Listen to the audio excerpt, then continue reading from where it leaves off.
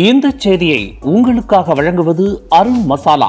1983 ஆண்டிலிருந்து தரத்துடன் தன்மை மாறாத அறுசுவை சமையலுக்கான அருண் மசாலா.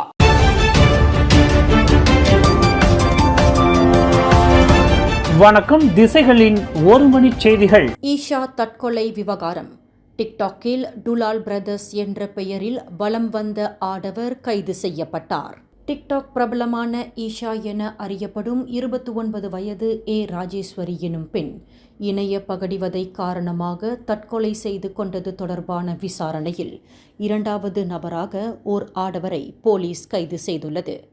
டிக்டாக்கில் உள்ள டுலால் பிரதர்ஸ் என்ற கணக்கின் உரிமையாளர் என சந்தேகிக்கப்படும் உள்நாட்டு ஆடவரான அவர் நேற்று மாலை மணி 6:30 அளவில் கோலாலம்பூர் ஸ்தாபாக்கில் கைது செய்யப்பட்டதாக செந்துல் மாவட்ட போலீஸ் தலைவர் assistant commissioner Ahmad Sukarno Mohamad Zahari தெரிவித்தார்.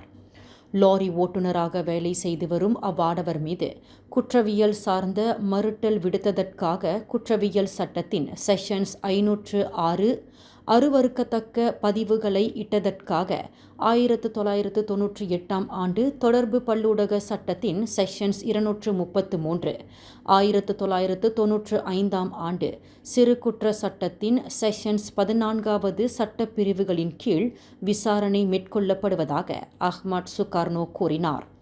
ஏஷாவின் தற்கொலை தொடர்பில் போலீஸ் இதற்கு முன்பு 35 வயது மாது ஒருவரை விசாரணைக்காக தடுத்து வைத்திருந்தது. ஏஷாவுக்கு சம்பந்தப்பட்ட சந்தேக பேர் வழி 2 டிக்டாக் கணக்குகளின் வாயிலாக மிரட்டல் விடுத்ததாக கூறப்படுகின்றது.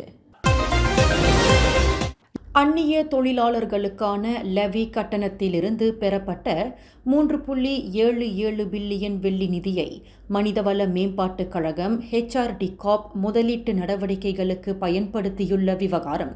அக்கழகத்தின் நிதியை தணிக்கை செய்ய தனியார் நிறுவனத்தை நியமித்துள்ள மனிதவள அமைச்சை தேசிய கணக்காய்வு செயற்குழு PAC தலைவர் மாஸ் எர்மியாத்தி சம்சுடின் வெகுவாக பாராட்டினார். HRDCorp நிதி விவகாரத்தில் ஏதும் மூடி மறைக்கப்படாது என உத்தரவாதம் அளித்திருந்த மனிதவள அமைச்சர் ஸ்டீவன் சிம்மின் கடப்பாட்டை அது காட்டுவதாக புகழ்ந்துரைத்த மாஸ் எர்மியாத்தி வரும் செப்டம்பரில் அதன் அறிக்கை தமது தரப்பிடம் தாக்கல் செய்யப்பட வேண்டும் எனவும் எதிர்பார்ப்பை முன்வைத்தார். போட்டிகளில் நேர்மையாக நடந்து கொள்ளாத பங்கேற்பாளர்களை அவற்றின் ஏற்பாட்டுக் குழுவினர் கருப்பு பட்டியலிட வேண்டும் என ஜொஹூரின் இளைஞர் மற்றும் விளையாட்டுக்கான செயற்குழு தலைவர் ஹைரி மாட்ஷா கோரிக்கை விடுத்தார். அண்மையில் ஜொஹூர் டேசாருவில் நடைபெற்ற ஓட்டப் போட்டியில் 3ஆம் இடத்தை பிடித்ததாக அறிவிக்கப்பட்டிருந்த மூவார் நாடாளுமன்ற உறுப்பினர் ஷேட் சாடிக் ஷேட் அப்துல் ரஹ்மான் அப்போட்டியை முழுமையாக நிறைவு செய்யவில்லை என எழுந்துள்ள சர்ச்சை குறித்து அவர் அவ்வாறு கருத்துரைத்தார். சம்பந்தப்பட்ட போட்டியின் ஏற்பாட்டுக் குழுவினரை தாம் விசாரித்ததில் ஷேட் சாடிக் நிர்ணயிக்கப்பட்ட வழியில் யூட்டன் செய்யாதது தெரியவந்துள்ளது. வருங்காலத்தில் அது போன்ற ஓட்டப் போட்டியின் நம்பகத்தன்மை கேள்விக்குறியாகாமல் இருக்க நேர்மையற்ற பங்கேற்பாளர்களை கருப்பு பட்டியலிடுவதே சிறந்த நடவடிக்கையாக இருக்கும் என ஹைரி மாட்ஷா கூறினார்.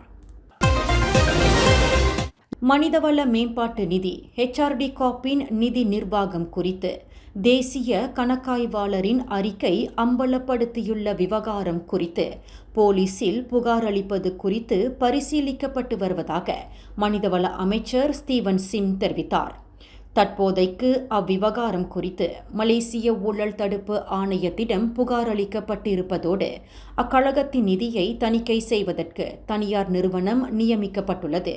அவ்விவகாரத்தில் யாரையும் தமது தரப்பு தற்காக்காது என கூறியுள்ள ஸ்டீவன் சிம் குற்றம் புரிந்த தரப்பினர்கள் மீது பாகுபாடு பார்க்காமல் கடும் நடவடிக்கை எடுக்கப்படும் என்றார். போலீஸ் நிலையங்களின் வேலி கதவுகள் இனி இரவு மணி 10க்கு மூடப்படும் எனும் தமது அறிவிப்பை பொறுப்பற்ற சில தரப்பினர் திரித்து கூறி வருவதாக உள்துறை அமைச்சர் டத்தோசரி சைஃபுடின் நசுத்தியோன் இஸ்மாயில் சாடினார். நுழைவு வேலி கதவுகள் மூடப்படுமே தவிர போலீஸ் நிலையங்கள் எப்போதும் போல செயல்பட்டு கொண்டிருக்கும். புகார் அளிக்க யார் சென்றாலும் அங்குள்ள பணியாளர்கள் வேலி கதவுகளை திறப்பார்கள் என சைஃபுடின் விளக்கம் அளித்தார். அண்மையில் ஜொஹூர் உலுத்திராம் போலீஸ் நிலையத்தின் மீதான தாக்குதலை தொடர்ந்து போலீஸ் படை உறுப்பினர்கள், போலீஸ் நிலையங்கள் ஆகியவற்றின் பாதுகாப்பை கருதி உள்துறை அமைச்சு அந்நடவடிக்கையை எடுத்துள்ளதை சைஃபுடீன் சுட்டிக்காட்டினார். பினாங்கு புக்கிட் மர்தாஜம் தமான் ஸ்ரீ ரம்பாயில் உள்ள குடியிருப்பு பகுதியின் சாலையோரத்தில் நிறுத்தி வைக்கப்பட்டிருந்த ஹோண்டா WRV ரக வாகனத்திலிருந்து அழுகிய நிலையில் 2 பெண்களின் சடலங்கள் கண்டெடுக்கப்பட்டன. நேற்று மாலை மணி 5:30 அளவில் சம்பந்தப்பட்ட வாகனத்திலிருந்து வெளியாகியிருந்த நீர்த்துளிகளை கண்ட பொதுமக்கள் சிலர் அந்த வாகனத்திடம் சென்று நோட்டமிட்ட போது அக்காரின் முன் இருக்கைகளில் அவ்விரு சடலங்களை கண்டு போலீசுக்கு தகவல் அளித்துள்ளனர். 20 வயது மதிக்கத்தக்க அவ்விரு பெண்களும் இறந்து 5 நாட்களுக்கும் மேலாகியிருக்கலாம் என சந்தேகிக்கப்படும் வேளை உடற்கூறு ஆய்வுக்காக சடலங்கள் புக்கிட் மர்தாஜம் மருத்துவமனைக்கு அனுப்பப்பட்டுள்ளன. கடா கோலிம் லபுபசார் கம்போங் பாடாங் உபி எனும் பகுதியில் எலிமருந்து கலக்கப்பட்ட நொறுக்கு தீனியை உட்கொண்ட 2 சிறார்களில் ஒருவர் உயிரிழந்ததை அடுத்து 33 வயது தோட்டக்காரர் ஒருவர் கைது செய்யப்பட்டுள்ளார்.